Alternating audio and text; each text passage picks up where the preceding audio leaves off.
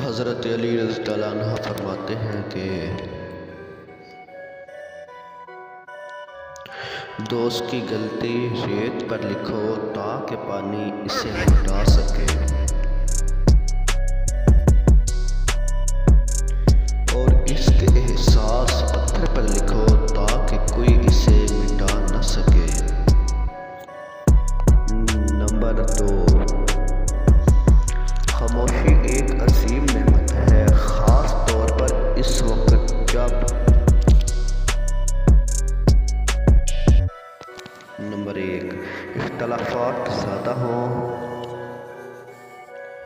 number 2،